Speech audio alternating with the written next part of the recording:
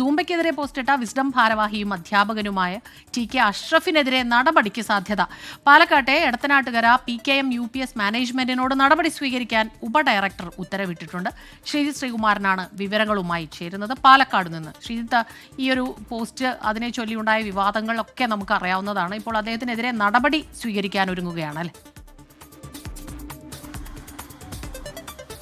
തീർച്ചയായും സൂംബ വെറുമൊരു സൂംബയല്ല, അതൊരു പൊളിറ്റിക്കൽ സൂംബ, രാഷ്ട്രീയ സൂംബയായി മാറുന്ന കാഴ്ചയാണ് കാണുന്നത്. അത് റിലീജിയസ് മതപരമായ കാരണങ്ങളൊക്കെ പറഞ്ഞ് ചൂണ്ടിക്കാട്ടിക്കൊണ്ട് അതിനെതിരെ രൂക്ഷമായ വിമർശനമായിരുന്നു ഇത്തരത്തിൽ ടി.കെ. അഷ്റഫ്, വിസ്ഡത്തിന്റെ സംസ്ഥാന ഭാരവാഹി കൂടിയാണ് അദ്ദേഹം പോസ്റ്റ് ഇട്ടത്. അദ്ദേഹം ഈ PKM UPS എടത്തനാട്ടുകര അതിലെ അധ്യാപകൻ കൂടിയാണ് എന്നാണ് മനസ്സിലാക്കുന്നത്.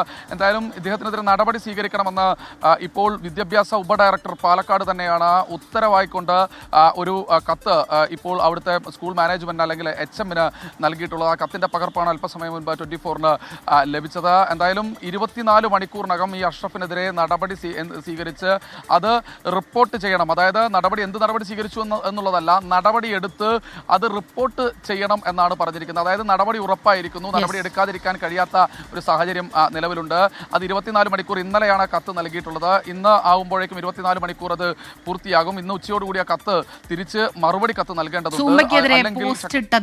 വിസ്ഡം ഭാരവാഹിക്കെതിരെ നടപടി സ്വീകരിക്കാൻ വിദ്യാഭ്യാസ ഉപഡയറക്ടറുടെ ഉത്തരവ്. ശ്രീജിത്ത് ശ്രീകുമാരനാണ് പാലക്കാട് നിന്ന് ഈ വാർത്തയുടെ വിശദാംശങ്ങൾ നൽകിയത്.